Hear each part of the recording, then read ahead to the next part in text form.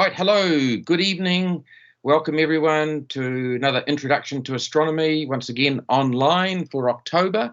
So let's get going. So it's the year's 2021. It's 50 years this year since Mariner 9, when a NASA spacecraft first sent us this grainy image from Mars in 1971. And incidentally, Mariner 9 was the first spacecraft for any space agency to go into orbit of any planet, of course, except for Earth. So it was the first interplanetary orbital mission. And it was 50 years ago, so I thought it's a nice time to talk a little bit about it and talk a little bit about Mars. And from this grainy picture, they saw a very interesting feature, suggestive of flowing water, or where water or some sort of fluid had previously flown. So that's interesting. Let's delve into that a little bit deeper. But of course, since then, we've sent rovers and landers up to Mars, and the images that are all coming back show that Mars, as shown here, is a very dry and barren place. The surface does not look like it's conducive for water flowing through it at any time soon. But when you look at some of the images, you actually think, oh, those images look very similar to what you see on places on Earth, like dry lake and riverbeds. That's a picture of Mars. So there's a problem there. It looks like there's some features of liquid water, but mostly it's cold and barren. The reason there's a problem is that Mars' atmosphere is very cold. Its average temperature is minus 60 degrees Celsius, almost as cold as my daughter's student flat in Dunedin in the middle of winter. The atmosphere is also very thin. It's less than 1% of the thinness or thickness, if you will, of Earth's atmosphere. So it's very, very thin, very, very cold. For liquid water to be on the surface, you need an atmosphere that's warm to stop it from freezing out, and you need atmospheric pressure to stop it just evaporating away. So there's very much a problem going on here. And so the problems and questions that all this raises is Mars's current cold, dry, and thin atmosphere is not suitable at all for surface liquid water. So it begs the question, was there surface liquid water there in the past, as some of the features suggest? And if so, what changed? When did it change? And why did it change? And that's why tonight's talk is entitled Liquid Water on Mars, a story of climate and change. And the aim will be to show you tonight what Mars was once like, when it changed, how it changed, and why it changed. And I've tried putting some nice pictures in here for you as well to enjoy. So we've broken it down into 5 chapters. Just going to talk briefly on current conditions on Mars, what it looks like now in terms of looking for water, what we can see. I'm just going to talk briefly on some prominent, relevant geological features that are relevant to our discussion this evening. Then I'm going to show you the evidence, some real good, hard, key evidence for past surface liquid water having been on Mars. We'll then talk about Mars's early atmosphere and how its climate has clearly changed over time. And then we'll wrap up with a summary and a conclusion. So let's get going. So the current condition on Mars, the current conditions and the questions that have been debated, we'll just review those. I'm going to show you very clearly where there's surface ice on Mars, water ice, and where there's subsurface water ice on Mars. So as I've mentioned, Mars is a dry, cold place with a thin atmosphere. The questions debated is, what was the state of past water? If we're seeing all these signs, was it liquid water flowing? Was it solid water? Was it ice flowing along, causing changes on the surface? Signs of erosions and stuff. Was the water above the ground, or was it below the ground and the ground's been moved on? Once we've sort of been answering all those questions too, one of the key questions is, which I'm going to address now, is where is the water now? What can we see up there in the way of water? And then, of course, what was the climate like to support water in the past? And then, as we've talked about, why, how, and when did the climate change? So that's really the main questions that are debated at the moment. So let's move on. Where is there surface water? Can you see surface water on Mars at the moment? You can, in the form of ice, predominantly at the poles. And I've got my little Mars globe here, which I'll show you briefly. So both the North Pole and the South Pole both have the polar caps, they call them, both have ice. There's a lot more at the northern polar cap, as you can see, and a lot less at the southern polar cap. So let's go through that. So it's water and it's carbon dioxide ice at the poles. It's predominantly water ice, and there's a layer of carbon dioxide ice that in the warmer summer months for the respective pole sublimes or evaporates straight off into the atmosphere, while that core water ice remains as such all year round. As mentioned, the North Polar Ice Cap, it's the largest between the northern and the southern. That large cap is about 1,000 kilometres across. Putting that in perspective, that's the length of the North Island. That's from Cape Reinga down to Wellington. It's roughly about 1,000 kilometres. So that's how wide that cap of the water ice base on the northern polar cap. That's huge. Radar shows it's about 2 kilometres deep. Out of the cap, when it's at its largest, obviously in winter, when the CO2 has frozen in there as well, still 90% of it is water. Then moving down to the South Polar Cap, which is, it's a lot smaller, but it's a lot deeper than the North Pole Cap. Its water base is only 420 kilometres across, but it's 3.7 kilometres deep. So that's fairly a decent sort of, chunk of ice sitting at both poles. Now, there are some other places where you can get some surface ice water, and that is around the polar caps, and particularly the northern polar cap. There are some large craters there which are full of ice, and one of them, called Korolev, is the biggest one. It's actually so large you can actually see it if you've got one of these Mars globes at home. Go up to the North Polar Cap and look down there. There's a few little craters, and Korolev is actually large enough to be represented on the globe. So it is a significant feature. It's fairly high up, latitude 78 degrees north. It's 82 kilometres across. So that's a decent sized crater. It's got a central permanent mould of water ice, 60 by 1.8 kilometres of water ice, which gives it 2,200 cubic kilometres of water ice. That is 37 times the volume of Lake Taupo, New Zealand's largest lake. And this one crater, Korolev crater, close to the northern polar cap, is just covered in water ice with 37 times the volume of Lake Taupo. So there is significant amount of water ice up there, and that's fully exposed to the atmosphere. Okay, moving down a little bit more, down to 68 degrees north here, latitude, they have found some subsurface water ice. So up till now, the polar caps and those craters just a little bit lower down, they've been surface ice. There is some subsurface ice just below the surface, and that was discovered in 2008 by NASA's Phoenix lander, and it had a robot, a digging sort of arm-style robot, as you can see. This is an artist impression of the Phoenix lander, and here's its little sort of robotic digger here. It dug into the soil, and lo and behold, it exposed some water ice just below the surface. You're talking, centimetres below the surface there, and that ice slowly sublimed in front of everyone over about 4 days.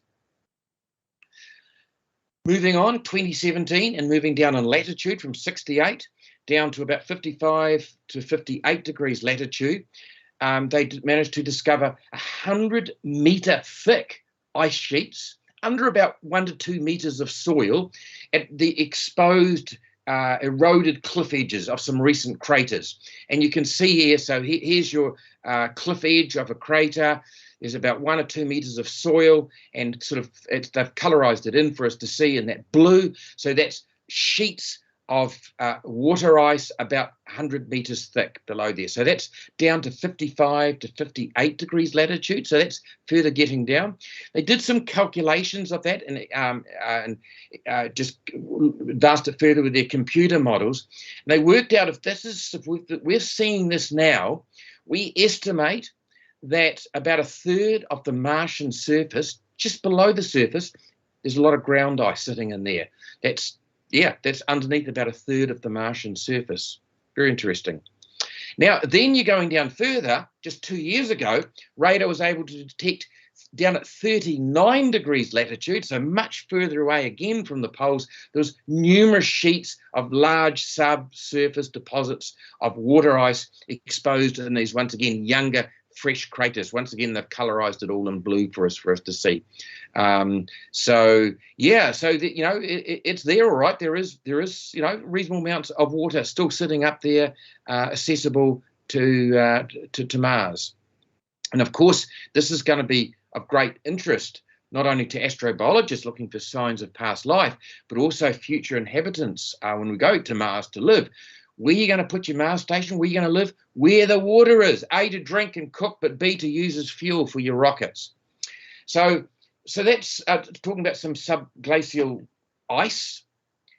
Also, they've detected recently, underneath the South Polar Cap, there's about 4 subglacial, underneath the glaciers of the solar caps, large lakes. The largest is about 20 kilometres across. It's about, how deep are they? About 1.5 kilometres below the glaciers, you've got these sort of liquid water lakes. So that was a real coup to see those. And you might say, well, we've been talking so far about ice because it's pretty cold. I understand that. How are you getting this liquid water there? If water freezes, hello, it's 0 degrees. So what's going on there? And the general thinking is there's 2 factors that's enabling those lakes of liquid water to exist. One is there's a lot of magnesium and calcium perchlorate salts on the Martian soil. And essentially they are salts and they act as antifreeze. So they lower the temperature at which water freezes over. So in other words, if you can get that temperature, that antifreeze factor below the temperature at which the water is being kept, then it won't freeze.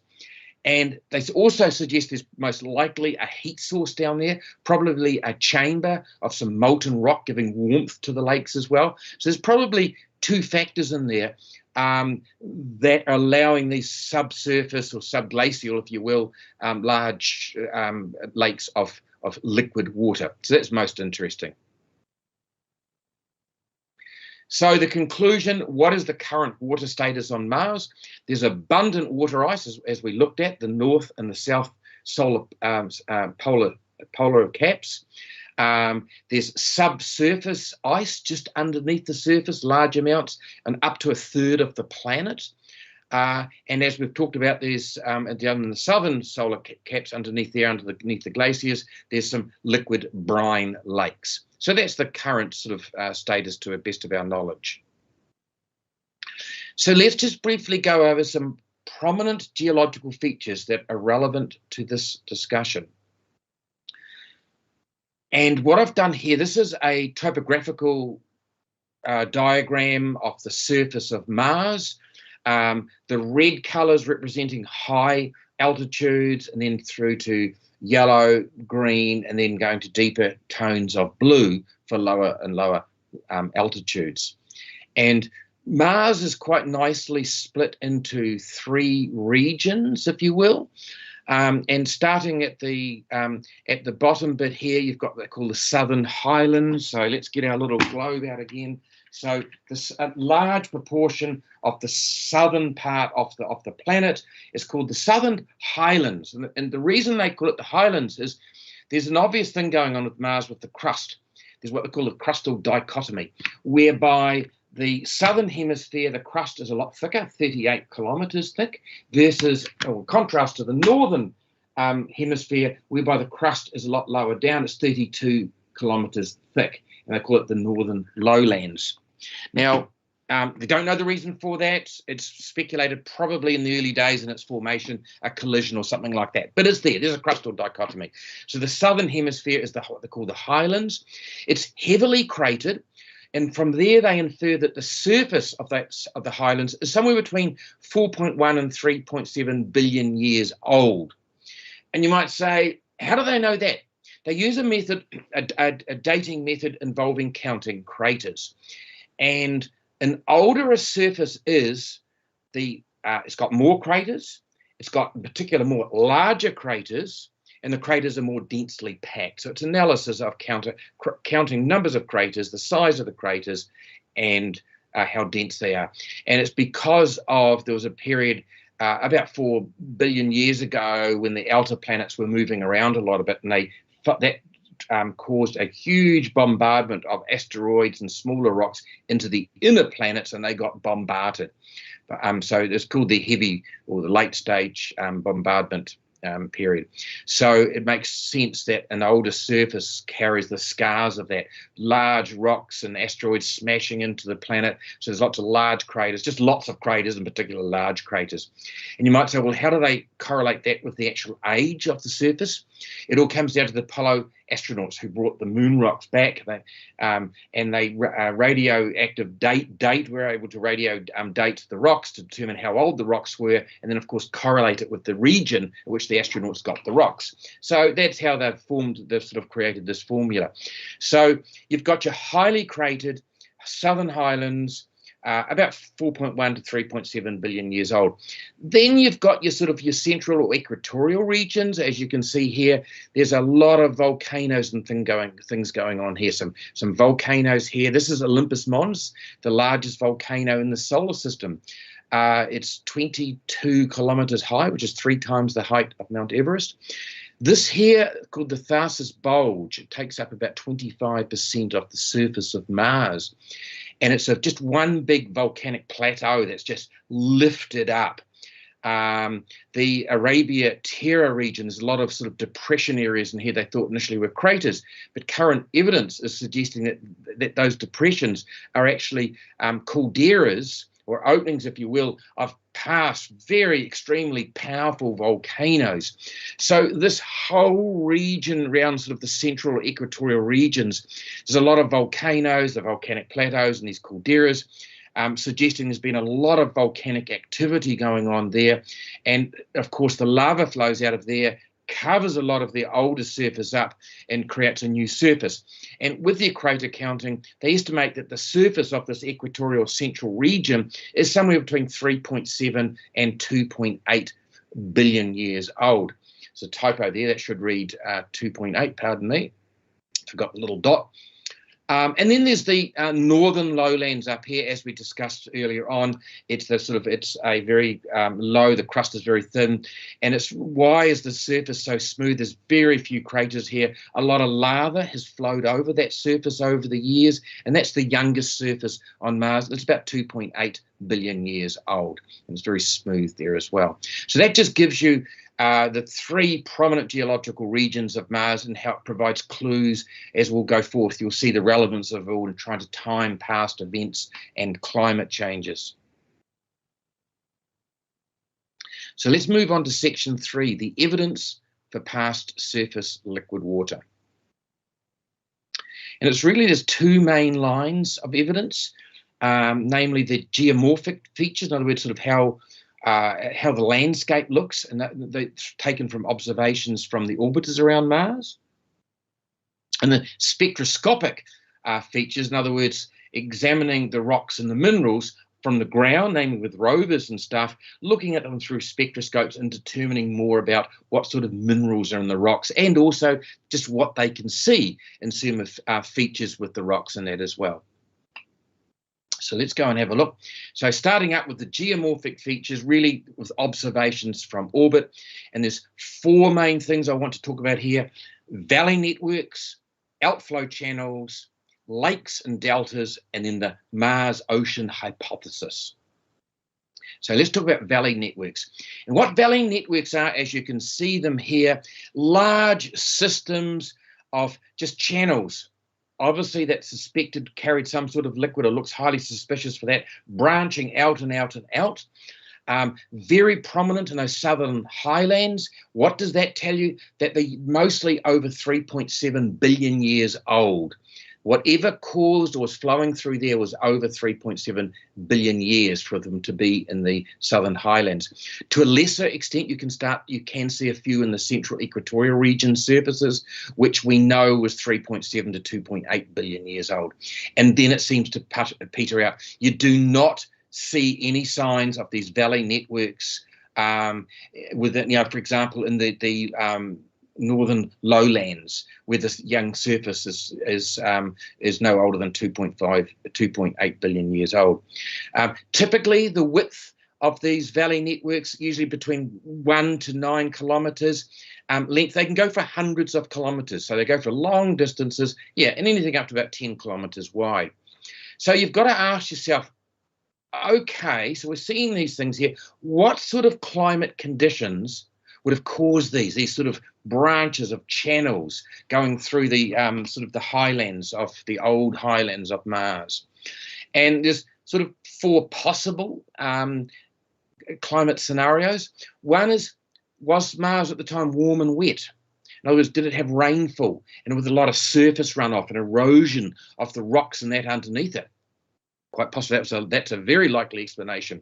Or was the climate warm and dry?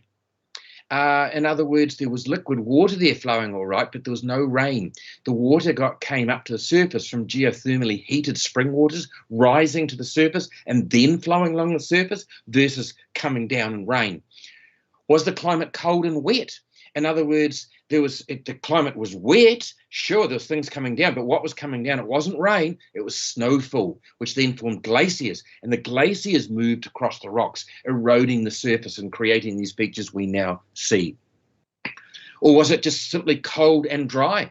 In other words, just sort of water was just sort of, there was sheets of ice caps and so on, glaciers, and it was just sort of meltwater, sort of channels of liquid water just underneath those, just gliding along, creating the erosion. And it appears to be the most favoured hypothesis is the warm and wet climate. It explains a lot more. For example, these more high-resolution pictures that with sort of more advanced pictures with more advanced orbiters and cameras and so on, they could make out a lot more detail. And you could see here the branching was what they call higher ordering. In other words, to instead of a low order might say one branch breaking into 2 branches, breaking into 4. High order refers to just breaking into 4, breaking into 8, breaking into 16, 32, 64, and so on and so on. More and more branches coming off each other. And that's what they could see. They could see terracing, some structure to the side of them, exposed bedrock.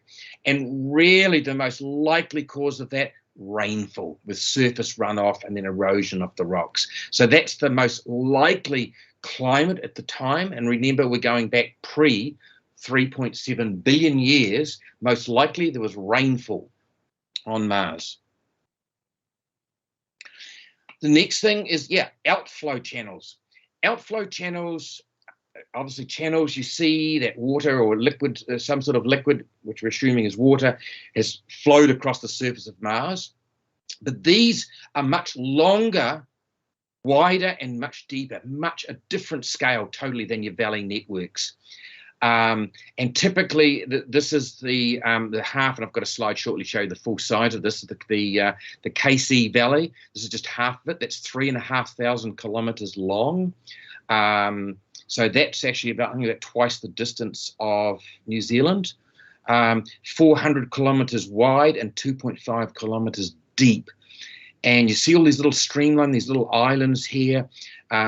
So what it's consistent with the modelling and what you see on Earth and stuff, it's all consistent when you get just a sudden release of just large volumes of water. So instead of just water trickling down or just flowing just quietly and gently like you'll see with a stream or river, you've had something that's been dry and all of a sudden, like a flash flood, just large volumes of water at great velocity just rocketing down through an area. And that's what would create these outflow channels.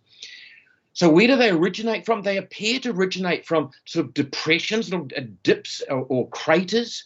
And then the water appears to have led out from there suddenly and created these streamlined islands, as I've mentioned. So let's show you that here's the diagram. So we were just looking at this region here, but here it is here. That is 3,500 kilometers long. So obviously there's a lot of water just gushing and gushing and gushing through from this. Yeah, and that's twice the length of New Zealand. New Zealand's about 1,600 kilometers long. So I don't know if that's saying something about the outflow channels or whether it's saying something about New Zealand. But I like living in a small country. So let's move on. And the next slide here. Yeah, so I said they come from depression. So how did all this come about? And the general consensus is that, first of all, let's just move over to this little comment that I've made here. They're observed on surfaces 3.3 to 3 billion years old. In other words, surfaces that are a lot younger than those valley networks. And we know that Mars, or you're probably getting the gist of the talk, is getting colder and colder, because I've just argued that it was most likely a wet. We know it's cold. So you're getting the gist of it here. So it's on these sort of, you tend to find these on the surfaces more in the central equatorial regions. So there are more recent than your valley networks. So the general consensus and theory goes that by then a lot of that surface water was starting to go underground and building up underground because all the surface water was starting to freeze or evaporate, which we'll talk more about. And they formed into these really deep underground reservoirs under high pressure of water. And the pressure may well have just risen as more and more water gets in there. You've got the earth coming down, the weight of the earth coming down on these large reservoirs. Then all it takes is something like a tectonic force, a bit of movement of the ground. They've got volcanic activity going on. An asteroid impact might trigger it. But a trigger happens where suddenly the surface blows off and all this water is just suddenly under high pressure, just goes wham and just gets suddenly released. So you get this huge outburst of surface liquid water which flows down and causes all this flooding and hence your outflow channels. So that's most likely, the general consensus is, how they form and why you see them on those surfaces. So you can see now the advantages of us talking about the different regions of Mars, the different time zones, and how they know the different time periods. Okay, so we've talked about valley networks. We've talked about these large outflow channels. Now, I mentioned lakes and deltas in there. And certainly a lot of the large craters, once again, what are large craters from? Older surfaces. Where do you get the older surfaces? In the Southern Highlands. So in the Southern Highland regions, we get these large craters. And some of the features are very, very suggestive that these large craters also were ancient lakes. And this is Holden Crater here. You can see that's where it's situated here. That is over 160 kilometres across. And I've put here to show you an idea of the size of it. Here's Lake Taupo, New Zealand's largest lake, 46 kilometres across. And you can see it fitting in there. You could fit about at least three and a bit Lake Taupos on edge on the long ways, to get across Holden Crater. So it was a decent sized lake in its day, assuming, and the evidence points to say that it was. Notice sort of this little channel here, and it cuts through the rim of the crater. That would have been a lovely source of water going in or water going out. Notice how the surface of the crater looks very flat. What do we know that looks flat? Sedimentary rock, you know, the bases of rivers and lakes. You know, if you drain a big lake bed, what does it look like? It looks flat.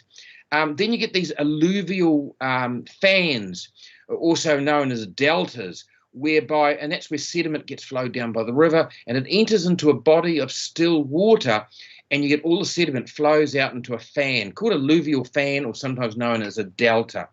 And so you can see here, you get channels going in, possibly going out off the crater rim. You've got the sedimentary, it looks like sedimentary base to it here, and you've got these alluvial fans here. That is highly suggestive that that large crater was once a large lake. And it would fit if there was rainfall in those southern highlands over 3.7 billion years ago. Okay. Now, so I just put this in here because we talked more about deltas as well, and that's the deposition of sediment, as I mentioned. This is a crater called Everswald crater, and look at the size. This is just part of the crater, but look at the size of the delta. That there is 115 square kilometres. And that's just sediment that's been carried by something. Once again, it's a no-brainer. What's done that? It's liquid, most likely water. What is the most common water in the solar system, in the universe? It's water. And you've just got here, must be liquid water just flowing in here, bringing sediment that's settled in to some standing water or lake to create this lovely big delta in which you see these on Earth quite happily. Now, the fourth thing I mentioned was the proposed Mars ocean hypothesis. And there's a very strong hypothesis, line of thought, suggesting that the top part, those northern lowlands that you saw earlier on that topographical map, was just one big ocean on Mars, that a third of the surface of Mars was covered in this big northern lowlands ocean. And I'll actually talk about the supporting observations in a minute, but that water would have served a very, it would explain a lot. It would have served as a large water reservoir for the rain. If you're going to have rain, if you're going to have snow, you've essentially got to have some sort of hydrological cycle set up where water can get evaporated, then come back down again for rain or snow. So that would have quite nicely provided that reservoir for that. You might say, well, okay, I can imagine an ocean in there. Please give me some, some supporting evidence. Absolutely. And they've got the proposed shoreline where they think the ocean probably went, and it's quite a complex shoreline. And if they go along and study all the geomorphological features along here, yep, they see a lot of valley networks draining in from the highlands, coming down from the highlands, draining into the shoreline, and they also see a lot of delta deposits of sedimentary material all being laid around here, the shoreline as well. So there's a lot of strong evidence. There was a large body of still water, namely an ocean, sitting up here with strong evidence for it along the proposed shoreline. And that, once again, would tie in quite nicely with that hydrological cycle of water being evaporated up and then coming back down again. And another strong supporting of evidence is studying the ratio of heavy water with normal light water. Let me explain. As we know that water is H2O, hydrogen and oxygen, and we always think of water as sort of the standard light water, where you get two hydrogens in the oxygen, and each hydrogen is just one protein. But hydrogen has an isotope with a neutron in it called deuterium. So naturally it's got an extra particle, so it's a bit heavier. So you can get heavy water whereby you, instead of just two standard hydrogens and an oxygen, you get a standard hydrogen, a deuterium, which has an extra neutron in it, and your oxygen. So it makes sense that water here is a little bit heavier. And there's a standard ratio that they allow that the theory fits quite nicely. You should get a right proportion of light versus heavy water, there's a ratio. And there's just an uncountable for a larger proportion of heavy water to light water ratio than you would normally expect with the theory. And the general consensus is we're going to be leading to is that obviously Mars has lost some water, some light water, whether it's gone up to the atmosphere or gone down, which we're going on talking about. But it's certainly highly suggestive that on Mars, the water volumes, liquid water volumes on Mars in the past is significantly higher than the water that we can see today. So that's been looking at the geomorphic evidence, sort of a lot of the evidence on the big scale features from orbiters and so on. How about the observations on rocks and minerals and stuff from the ground, in other words, with rovers and so on. And so I'm going to talk about 3 landing sites here, and then we're going to talk briefly about meteorites that come from Mars. So here is Gustav Crater. This is where Spirit, the rover, NASA's rover Spirit, landed here in Gustav Crater. Opportunity landed over here in a region called Meridiani Planum. And then Curiosity is over here, landing in a place called Gale Crater. So notice they're all along sort of the equatorial regions as well. So let's go and have a look and see what observations they made for the ground. So Gustav Crater, it's got a diameter, once again, it's very similar size to Holden Crater, very large. Here's your Lake Taupo that I've put here in comparison to it. So it's large, and it was chosen to go there for Spirit to go there for its appearances. And I think you already know this from what we've talked about. Doesn't that looks like an ancient lake bed, doesn't it? Here's the look, there's all sorts of little channel systems, but look at this huge big channel system leading in here. Look at the alluvial fan or your delta fan around here as well. Sediments flowed in here and then settled in this sort of large body of standing water, so it just quietly settles. Look at the flat base here, so that's highly likely, very possibly a sedimentary base. So that's got a lot of features. Let's send Spirit rover down there and have a closer inspection. So what are some of the results? What did it see? When it analysed the soil and the exposed rocks and stuff, they found a lot of sulfates, geoethite and carbonates, and those are minerals that only form in the presence of water. It's the only way they can form. Also, there was a lack of olivine. Olivine is a mineral, not an uncommon mineral, and it decomposes in the presence of water. And surprisingly, there was no olivine anywhere. So I thought, oh, hello, that infers, once again, there's been water here. There was a lot of silica-rich soil, and typically on Earth, you tend to get a lot of that where you get geothermal hot spring environments. So that infers quite possibly around Gustav Crater, there was some warm springs, water coming up that had been heated from below and coming up. So the general conclusion was that Gustav Crater was a shallow lake. How old? Somewhere between 4.1 and 3.7 billion years ago. So Meridiani Planum, that's where Opportunity landed here. This is a view across the plain, and you can see the discarded parachute and the back shell from the device which they landed in. So you can see that across the plain. I thought that was quite a cool picture. So what are the results of the observations? They found numerous what they call spherical blueberries on the surface around this region. And they're composed of hematite, and hematite is an iron oxide mineral, very typical of what you get when you get hot water springs and standing water. So that would suggest, yep, once again, there's some hot springs going on here and some water just lying around.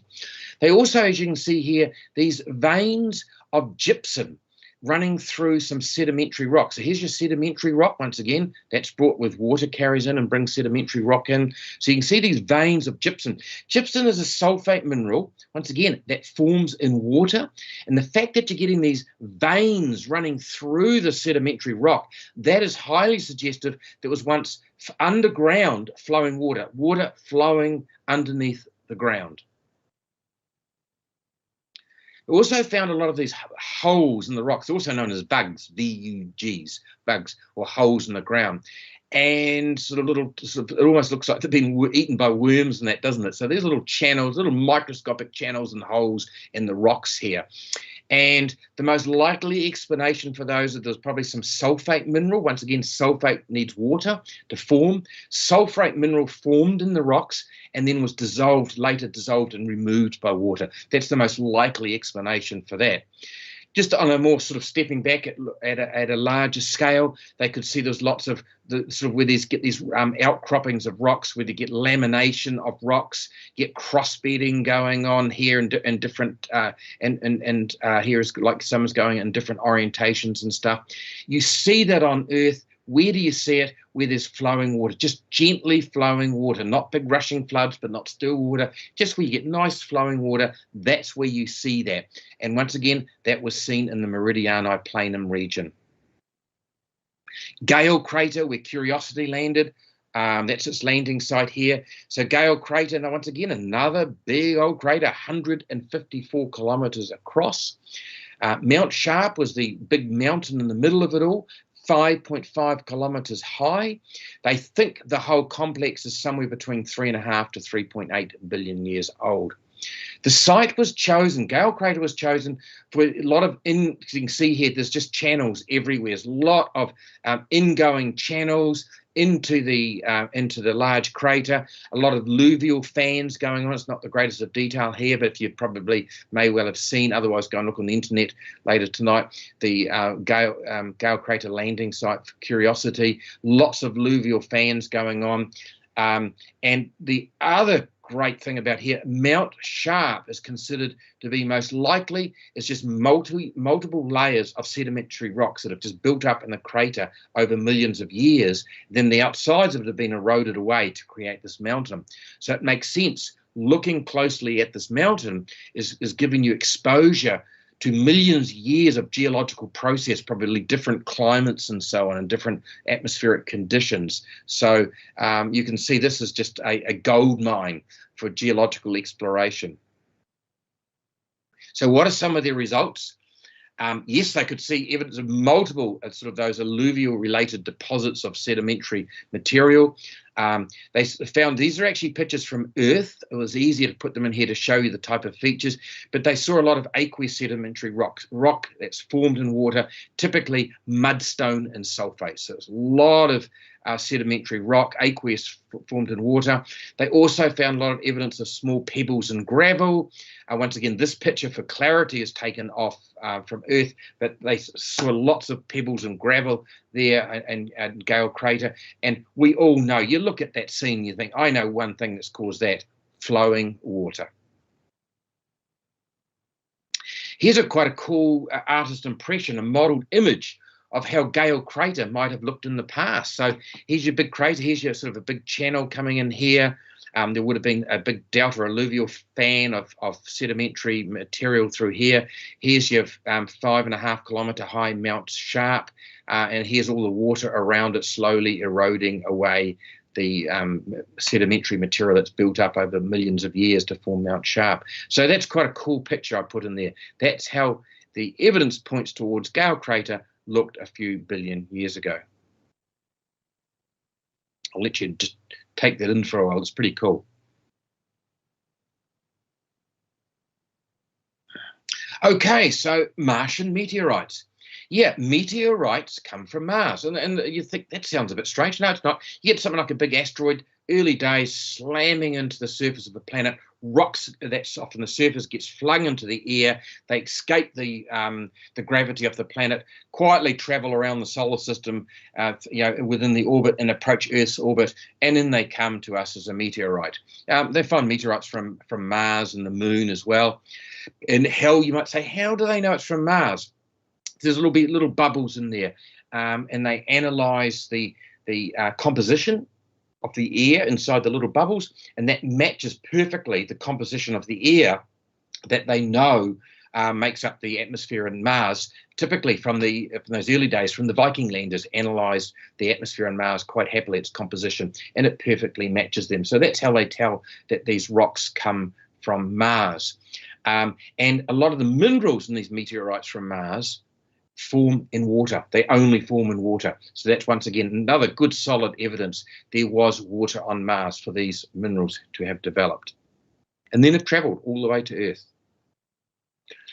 So that's sort of the main lines of evidence in terms of geomorphic views, observations from orbit, and views and analysis from down on the surface of Mars. So let's talk briefly about the early atmospheric conditions on Mars and how the sort of its climate history. So probably the main questions are, was Mars a cold and dry young planet, or could you argue for it being a warm and wet young planet?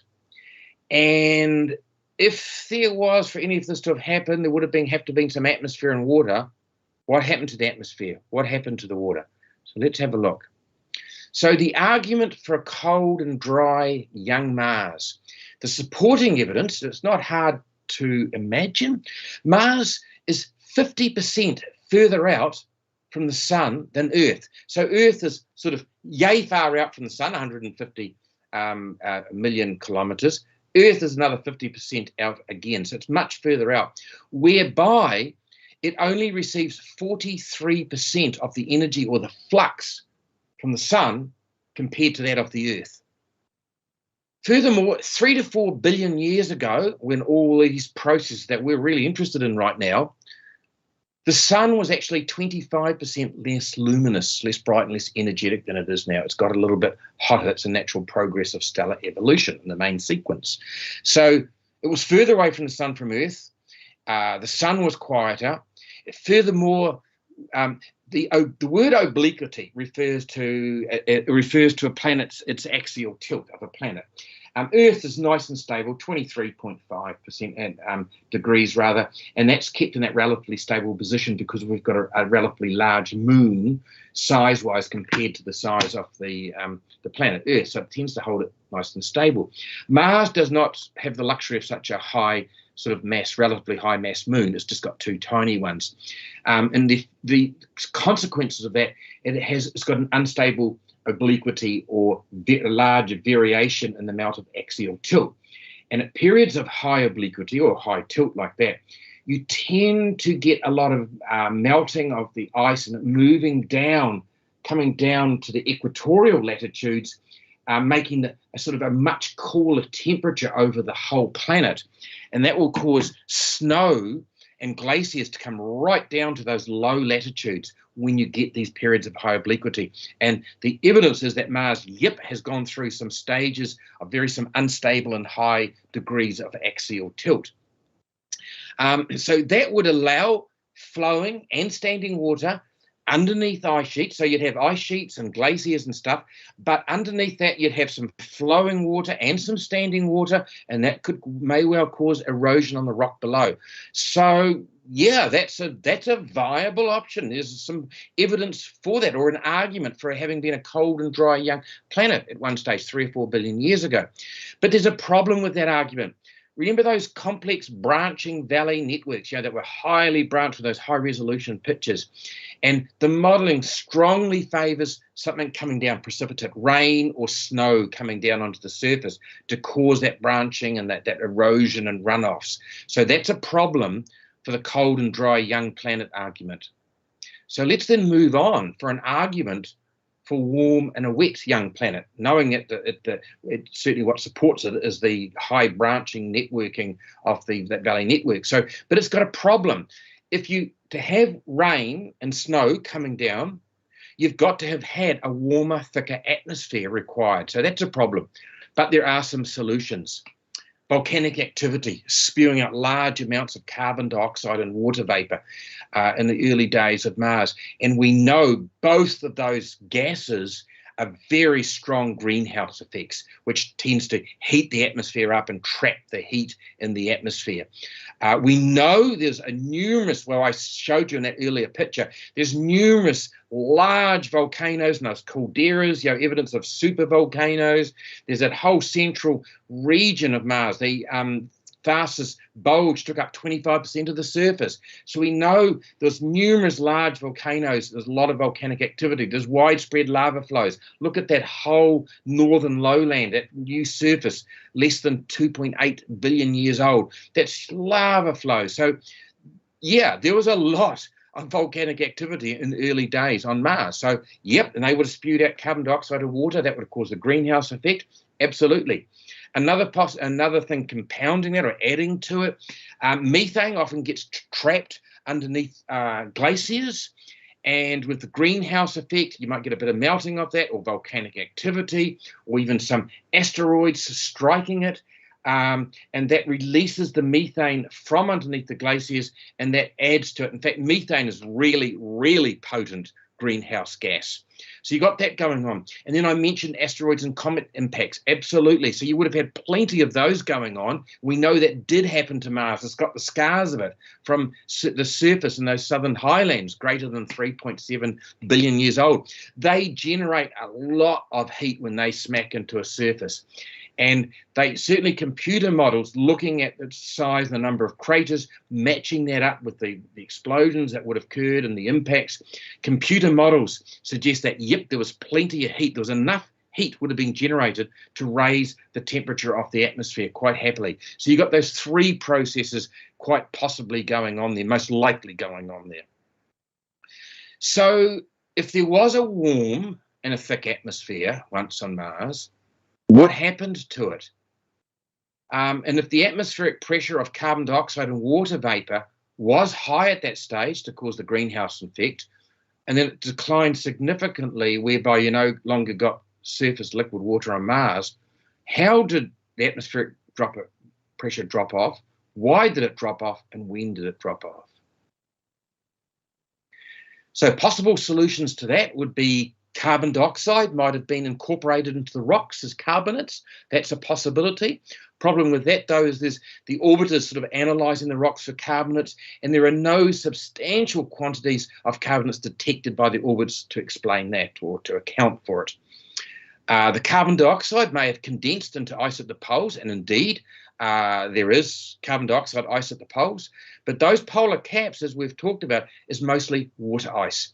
Furthermore, the carbon dioxide, almost all of it, sublimes into the atmosphere during the spring and summer months on on Mars. So a third possible solution is the atmospheric, or is the atmosphere as a gas lost out into space? And NASA's spacecraft MAVEN is doing research, been over recent years, that's been busy up there researching the atmospheric gases and possible loss into space. And yes, indeed, it confirms this process is ongoing, and that's what most likely is our explanation for all of this. So let's talk about how this would have happened. So if the evidence is pointing towards the atmospheric gases just got lost into space, why? It all starts with loss of what we call a global magnetosphere. A global magnetosphere responds to, here's a lovely picture here, this is a lovely picture of Earth, and you can see these magnetic field lines going round and round the whole globe of Earth. And that's called a global magnetosphere. The reason Earth has got one, because Earth has got a lovely molten hot iron core, which as the Earth spins around, it spins around and sloshes as well. And of course, iron conducts electricity. I think it's quite complex and I don't know fully how it is, but the principle is you've got something that conducts electricity, it's sloshing and moving and rotating around. It generates magnetic fields and it's strong enough to create a full global magnetosphere. And the importance of that for us is that you get these charged, highly energetic charged particles streaming out from the sun in the form of the solar wind, and it's quite capable of stripping away and ripping in and eroding the atmosphere. But when they hit a magnetic field, they travel down the magnetic field down towards the polar regions of Earth, and that's what creates your aurora, your aurora borealis and your aurora australis, your northern and southern lights respectively. It's all these charged particles from the solar wind racing down here through these magnetic field lines, and then ionizing various atoms high in the atmosphere. So that's what's going on in Earth. Now, Mars is much smaller than Earth. The diameter of Mars is about half the diameter of Earth. And if something is smaller, its surface area to mass size is much larger. And if something's got a high surface area, it's hot, what's it going to do? It's going to cool down a lot quicker, isn't it? So Mars cooled down a lot quicker. Resulting from that, its liquid iron core solidified. It's no longer liquid. So you no longer had this sloshing around, rotating liquid iron core. You no longer had production of a global magnetosphere. So Mars lost its magnetosphere. When, you might ask, the evidence suggests about 4.1 billion years ago is sort of in the evidence looking at the rocks and so on. It's another talk. But yeah, so let's move on from here. No global magnetosphere. As I mentioned, these solar wind charged particles races in. They quietly erode and gnaw away at the atmosphere of a planet whose atmosphere is exposed. MAVEN, the evidence from MAVEN suggests this present day, 2 kilograms per second of Martian atmosphere has been lost into space. That's pretty amazing. That's a lot of atmospheric gases, 2 kilograms per second. So, okay, so that explains the most likely scenario. Let's bring all this together now with a summary and conclusion. Let's talk about the 4 main points we've talked about, the likely sequence of events, and then the conclusion. So 4 main points. 1 is the geomorphic, sort of the large-scale features on the surface of Mars suggest there's been past surface and subsurface liquid water. You've got those valley networks, those branching out networks in the southern highlands, almost certainly from rainfall between 4.1, 3.7 billion years ago. You've got those much larger, wider, deeper and longer outflow channels, more down in those equatorial sort of central regions of the planet. Things had cooled down a little bit. You get these big high pressure reservoirs of water. Something triggers it, they get released, and you get suddenly this flooding that heads downhill towards that sort of low northern lowlands, creating that northern ocean. You've got a lot of evidence of lakes and deltas and those large craters in the highland regions. And as I mentioned, there's quite possibly there was a large northern ocean there, which would explain a lot. 2, rock morphology, how rocks look and the various types of minerals. They all point towards liquid water to form these minerals, suggesting there was wet conditions on Mars somewhere between 4.1 and 3 billion years ago, over that period. 3, we know there's a lot of evidence suggests there was a lot of volcanic activity on Mars. Also a lot of impacts, a lot of craters going on, more than capable of providing a thicker and warmer atmosphere. Plenty of volcanoes and craters suggesting the process, very prevalent in the past. 4, Mars has cooled down. It was smaller. It cooled down relatively quickly. Its molten iron core solidified. It's no longer able to produce a global magnetosphere, and its atmosphere is just left open, vulnerable to the high energy charged particles of the sun coming in and eroding it away. And that's the evidence points towards that's the prime mechanism for loss of the atmospheric carbon dioxide and water in the Martian atmosphere over the recent millions and billions of years, and it's still happening now. So the most likely sequence of events, let's bring all this together.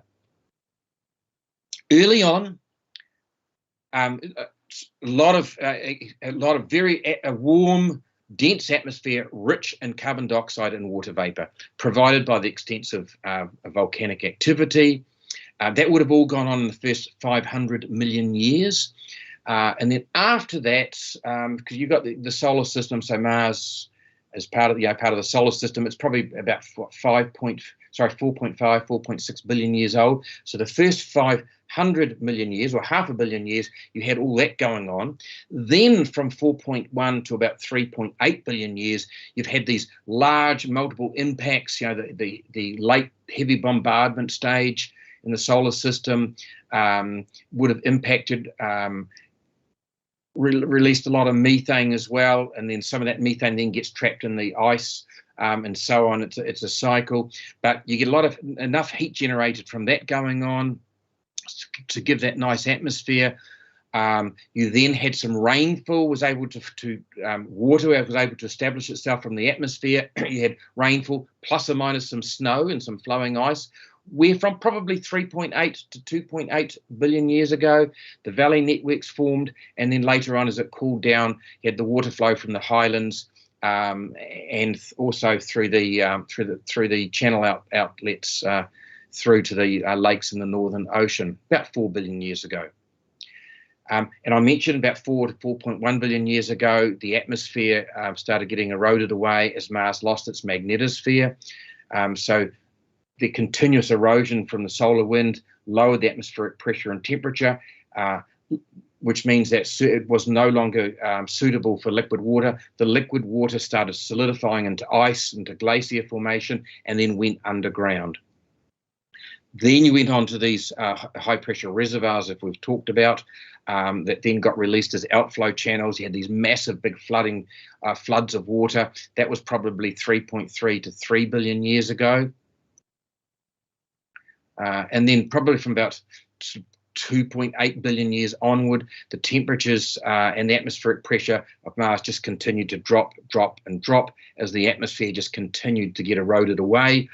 Any surface water evaporated and was just lost into space, but the surface water that did manage to survive is remaining as groundwater underground, as ice, as subsurface ice, and of course some still remains at the polar caps. So what can we conclude? Mars was warm and wet with surface liquid water when? About 3.7 to 4.1 billion years ago. Mars then experienced mixed regional conditions, including ice, snow, ice, and glaciers. In the past 2.8 billion years, Mars has been very much cold and dry. And I've just put this here for some food for thought, thinking in a logical manner. here's something for you to think about. 3.7 billion years ago, the evidence suggests that life arose on Earth. 3.7 billion years ago, conditions on Mars were far more suitable for life to get underway than they were on Earth.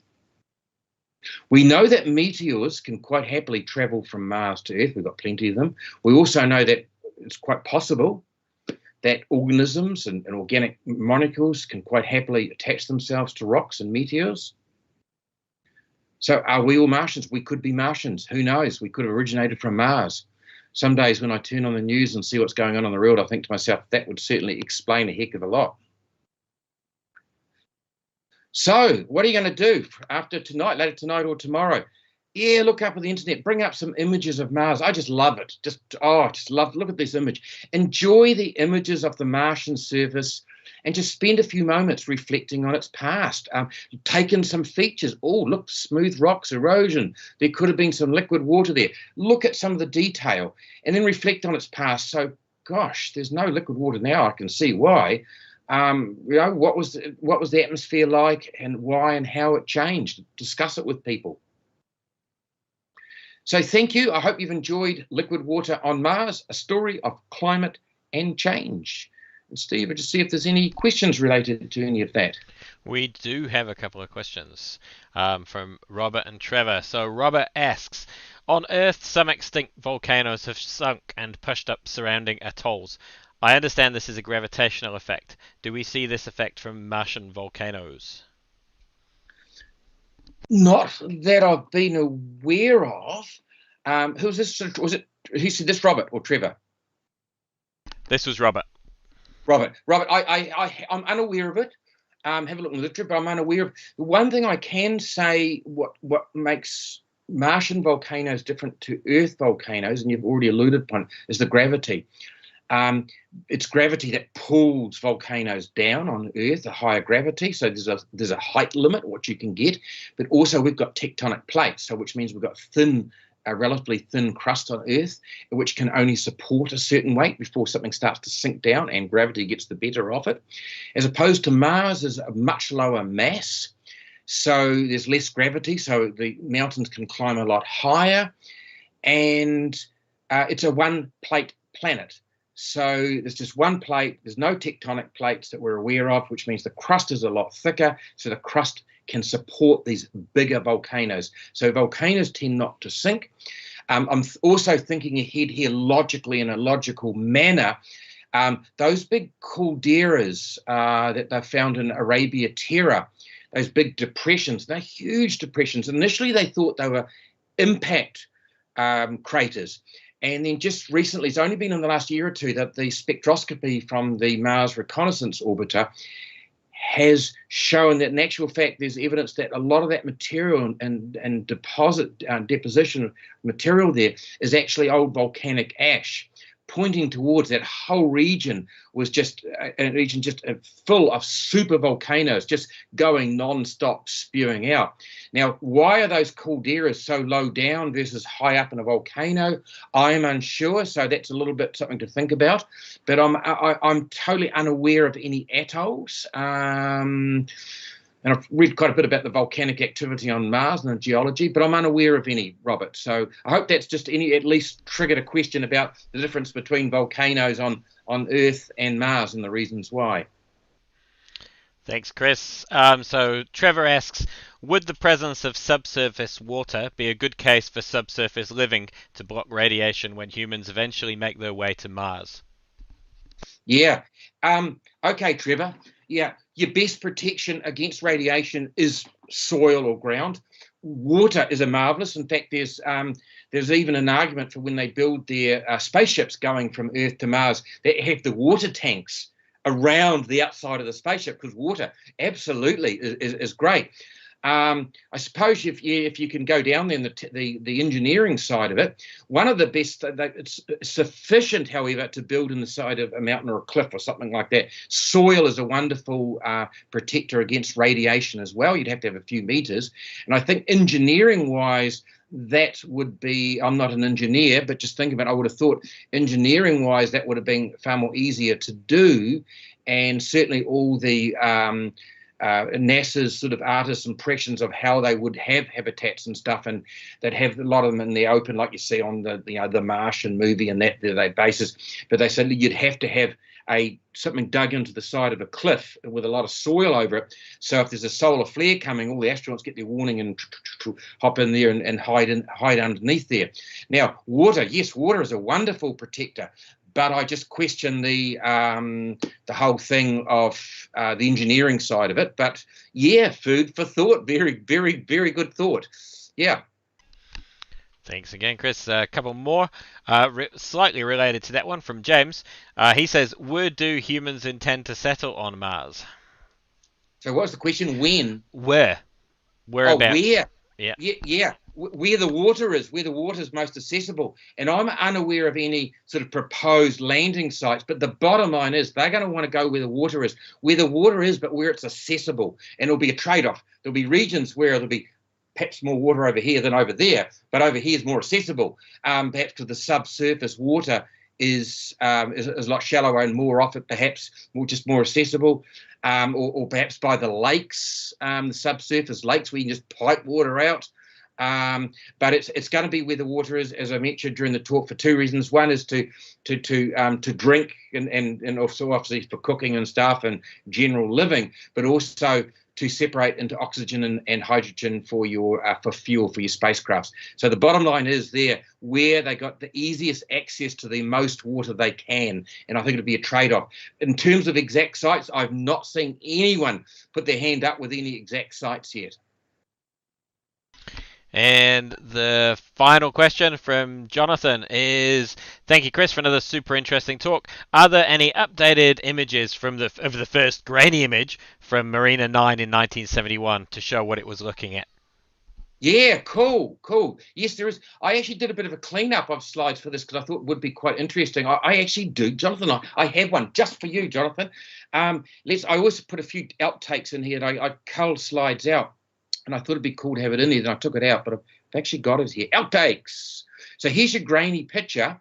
And you might say, what are we looking at here? Because one of the first things that I did when I was putting these slides together, I thought, what are we looking at? I asked that same question of myself. Ta-da! And there it is. It's the Nergal Vallis. And it's a sort of a long river. You can see it meandering there, a nice sort of river channel. And that is 610 kilometers long. And look, you got all these sort of channels going on here. Look, you got a channel inlet to a crater and stuff as well. There could have been a lake here. But really, this was a lovely river in its heyday, about 610 kilometers long. Good question. Thank you. So I managed to show that off. Thank you. Okay, any others there, Steve? No, that's the last question. So thanks, Chris. That was super informative and interesting as usual. All right. Thank you, everyone. Have a good night. Stay safe. And don't forget about your homework. Good night.